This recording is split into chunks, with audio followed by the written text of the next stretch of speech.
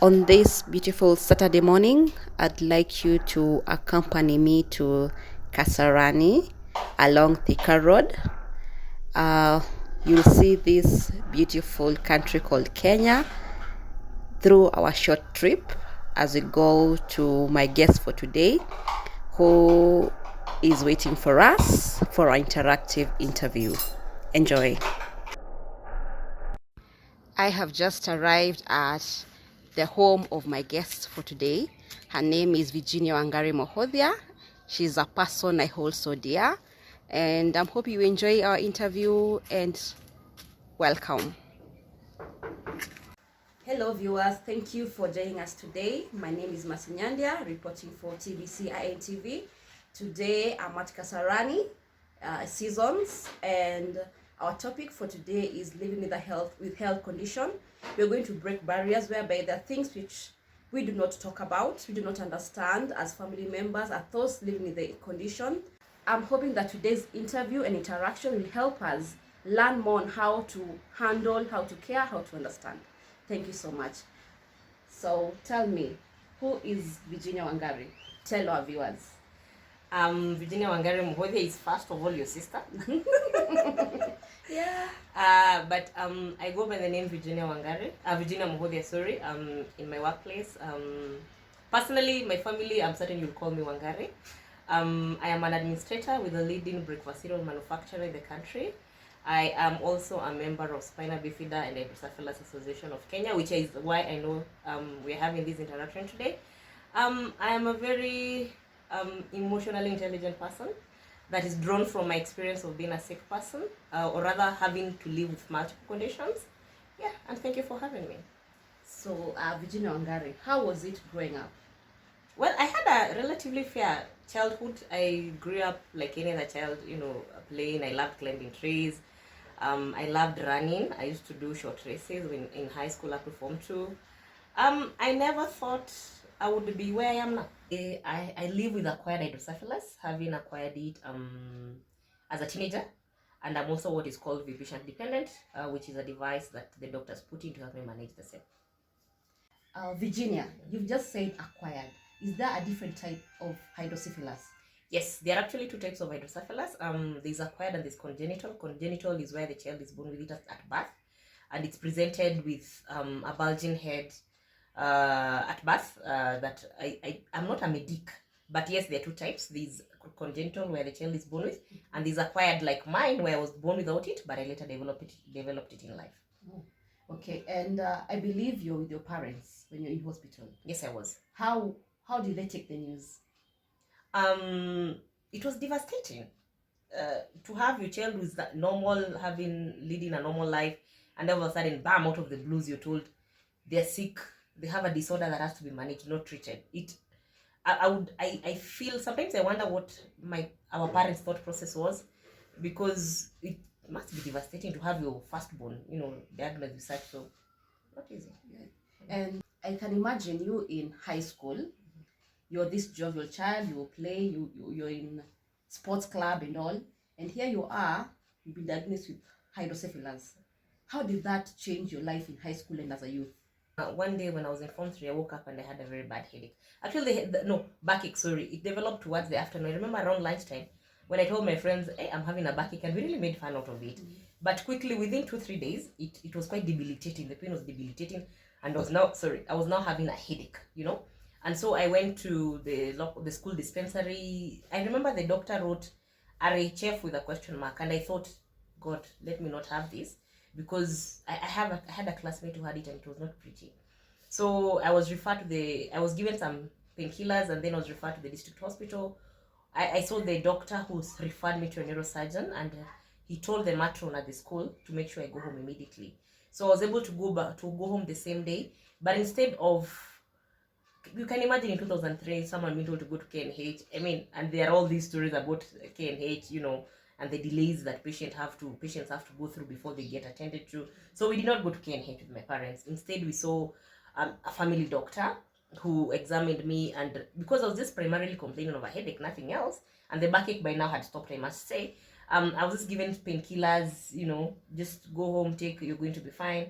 But I did not get any better. So that was the beginning of a long and painful journey for me and my family, you included. I've seen going to numerous hospitals, seeing numerous doctors, and getting all these diagnoses that I felt were not correct because the medication I was being given was actually not working. So eventually, dad's friend, if you do remember, told him, peleka msichana mahali uliambiwa. I mean, take the girl to the doctor who you were referred to in the first place. So when we went and saw this neurosurgeon at KNH, and shortly after he examined me, asked for a brain CT scan, we did it, came back and he said, yes, you have hydrocephalus. When he broke the news to me, to be honest, I think I was blank. I didn't think much about it. In fact, for me, my biggest issue was, can the pain end, But then, of course, he did mention that this is managed, not treated. And I thought, interesting, shouldn't you be treated? What do you mean manage? Because at 17, you're sick, you get treated. But here you're sick, you're being told you need to manage, So, well, I was put on a medication called Diamox to try bring down the CSF. At this time, I must say, I did not even understand what hydrocephalus was. I came to understand about it. I came to read about it later. I spoke to my doctor. Thank God I have a very supportive doctor to date, and I always tell him, God bless him, God keep him, for me and for others. So I was put on Diamox, but I did not get better within a week, and we began having a conversation around brain surgery. And so, again, brain surgery, society, no, don't do it. People go for brain surgery and become mad, others go and they die, others they become vegetative. And what did we do? And to run away from that conversion of surgery, we again started going round. And we went around many hospitals, and eventually I even had because I was losing my sight, I had to do an ophthalmological check, and they referred me back for neuro review. So then we went back to the neurosurgeon and said, yeah, we'll have this. So yeah, I was put on Diamox, and after 1 week and it did not work, then the doctor began having a conversation around me going to brain surgery and having a device called a VP shunt inserted. A VP shunt is basically a tubing that runs from my head to my abdomen. And there are many types of shunts, but what I have is a ventriculoperitoneal shunt, in short, a VP shunt. So I am what is referred to medically as a VP shunt dependent person. You cannot survive without a shunt. No, I have to have a functioning shunt in me at all times. And having this surgery and you're back to school, because you had to finish your high school education. How was it being in school? It's your youth, you're in your youth, and you have to really take care of yourself, take care of your health, and still enjoy what it is to be a youth. To be honest, I do not have much memories of that period. I think that's what denial does to you. You just blank things out. You go through the emotions of life. You wake up, you eat, you sleep, you wake up, So I was not really thinking about it, but I remember changing schools. So it was too many things happening at the same time. You're a teenager, you've gone to this school, you're in Form 4, and I remember the set books I had done on the other side were what they were doing. So there's some set books I lost. I remember, in fact, in Kiswahili, there's a set book I never read. I took a gamble. I said, this one, I am not reading. And I had to take on a subject like agriculture that I had dropped in Form 2. And you're still dealing with your health. So, to be honest, did I quite think about it? No. I think I was blank. But what I do remember is the school was very supportive. The principal, God bless her, she is just an amazing, amazing lady. She took me into her house to live with her when I got very sick. I would leave her house for class and then go back to her home. I would have my meals in her home. Very supportive for someone who's never seen you. God just sends angels your ways. And, my desk mate, we are friends to date. In fact, she has a barber shop. I go and I cut my hair there.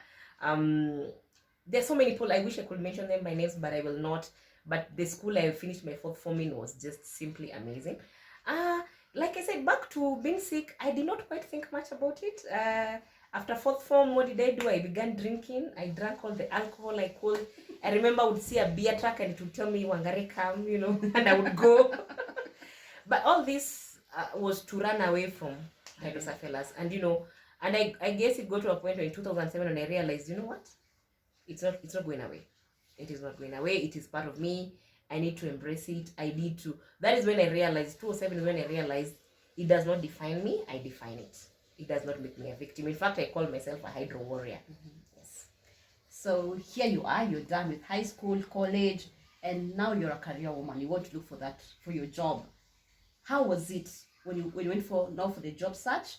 How are the companies that you're working for? when it comes to you living this condition? Because I know how it is.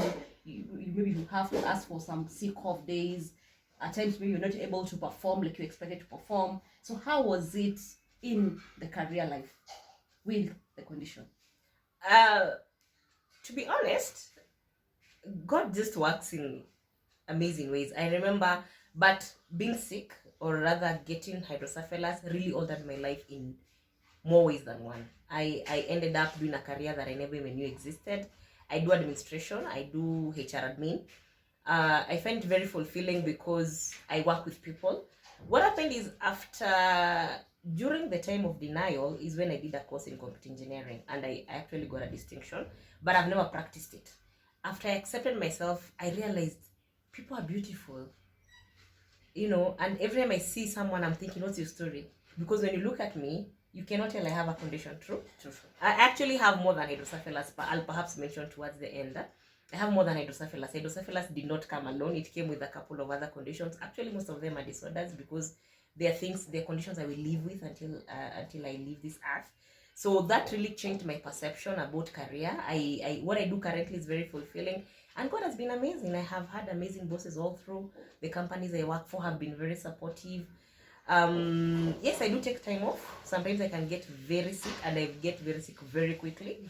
I must admit, this time I had a boss who thought I fake being sick, which was very painful for me, because why would I pretend to be sick?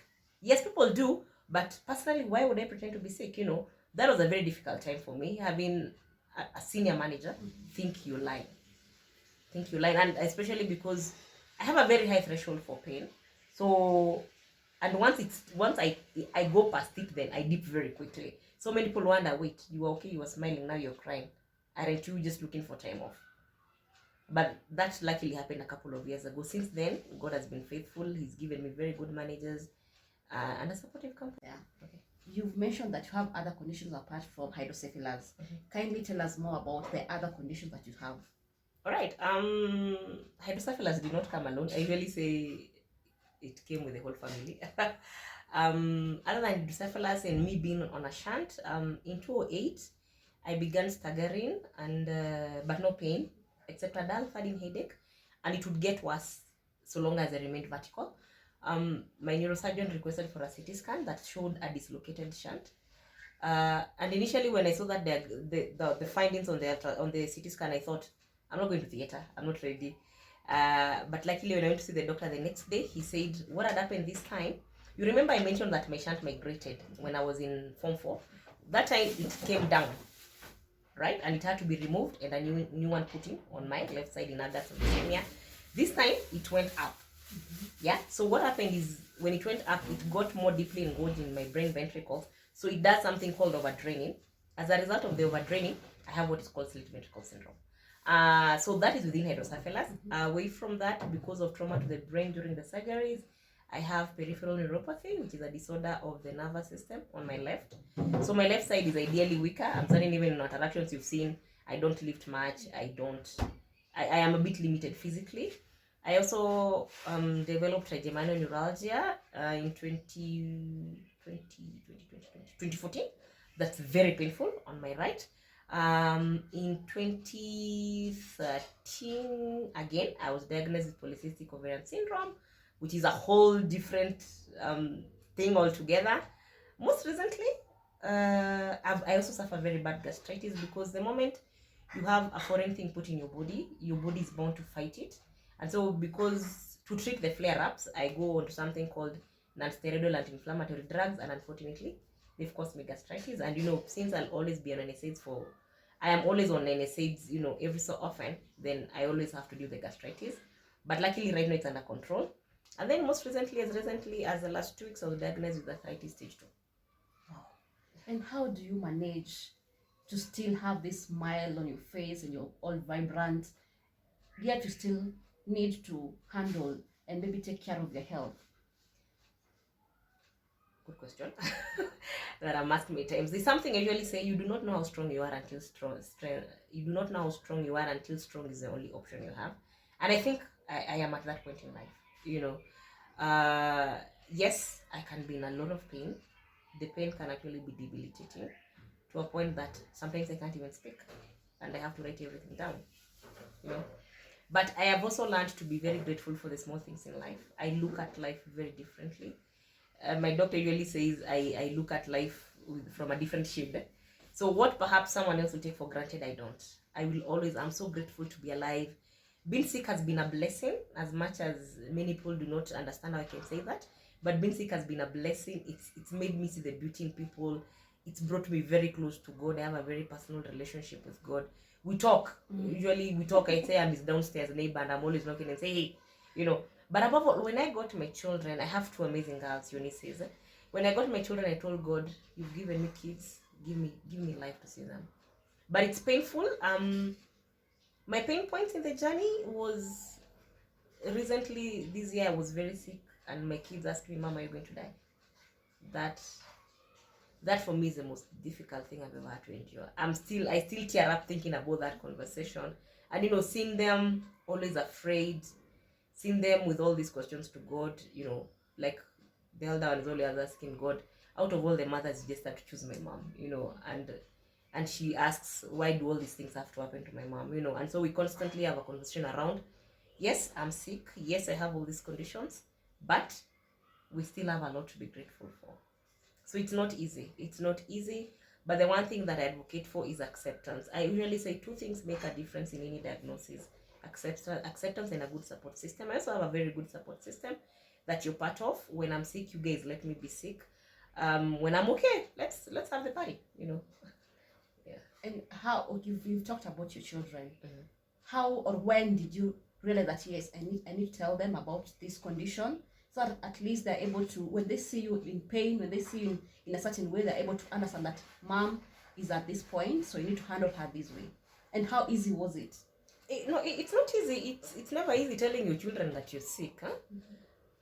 Mm-hmm. We talk about it. When Manuel, I let them know. I remember when I was changing jobs in 2013, yeah. This time I was home because I took a few days in between the two jobs. And my elder daughter asked me, she woke up and she found me home. She said, Mommy, are you unwell? I said, no. Are you going to hospital? No. Then why are you home? And that made me realize that every time I was home, I was unwell. And it was quite profound for me. But yes, we do have these conversations. We talk about it. We tell them what hydrocephalus is, what Ashanti is. Every time something else comes up, we'll always come and sit down and have a conversation. The young one is yet to fully grasp what it means. But the elder one understands, and she can actually tell I'm in pain even without me saying a word. Virginia, having lived with the health conditions for over 17 years, what advice would you give that young woman, that young man or woman who's just been diagnosed with cancer with diabetes, because it's still a condition? Yeah. And what advice would you give us who are living with you, whether at work, whether it's your friend, on how to really understand you and love you and care for you in the right way? Wow, good question. To anybody who's just been diagnosed, it's okay to cry.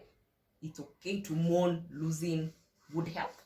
Because the moment you're diagnosed with a terminal illness like I was, this is a journey you embark on for the rest of your life. Your life is no longer the same, let's face it, So please embrace yourself with whatever condition it is that you've been diagnosed. Ask questions. My one prayer for anybody who's recently diagnosed with anything is that you get a good doctor. Get a doctor who's receptive to questions, who will walk the journey with you, who will cry with you, who will encourage you, motivate you. That doctor really needs to become more than a doctor. He needs or she needs to become your friend, because they are going to be your sounding board. You'll always run to them, So accept yourself. It's okay. It's okay to be in denial. It's okay to be in denial. It's okay to cry. It's okay to long for the life before, but you also need to realize that, hey, this is the new life. And, the sooner you accept it, the better. But it is okay to go through all those emotions, And to those, the family, the friends, especially personally for me, what I suffer from most is because I'm a very strong person, as you can attest. Every time I'm feeling like I need to cry, people don't let me cry. They're like, no, you've been through us. When I need to cry, please let me cry. When I have fears, please listen to me. Don't brush me off. Let me tell you what it is that I'm afraid of. Walk with me the journey. Choose the right words to say. Be very careful about the words you say. The other day I had a fallout with my friend because when I got the arthritis diagnosis, I felt he could have handled it better. And he says, oh, you've been through us. And I thought, hey, you don't say that. So treat us as you'd want to be treated. Don't segregate us. Personally, for me, usually say I can be very unreliable. I can be very dependable and very undependable, because it depends. When I cancel that date on the last hour, don't get upset. Please know I really intended to come, but my health has said no. The other thing you can do is support us with diet. Many times we have special diets, so don't force me to take that sugar if I shouldn't. Encourage me.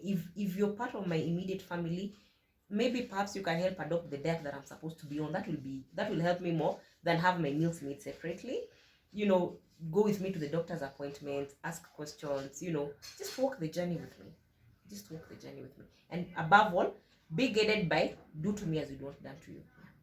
Okay, thank you so much. We've had the discussion, and I hope it will help you as my viewer to really understand what it means to live with the condition and what it means to be the caregiver, the friend. I remember when she was diagnosed with hydrocephalus, I was in primary school and I shaved my hair. Her, she's maintained the shaved hair. But I remember we all shaved, and my father was like, why are we all like, why do we all have short hair? But you see, I felt at that point that it was good for me to really show that support. It is a better way of communicating. Understand them. There's a time she was coming home and she was all jovial and happy. There's a time she just wants to lock herself in the bedroom. And at times we could not understand. We are here for you, and we do not understand. But when we're able to communicate, I get her, she gets me, and we're able to really have a more healthy relationship. Thank you so much. Kindly share, subscribe, and follow. And I would like you to give suggestions on topics you'd like us to discuss, and I'm willing to bring it to our show.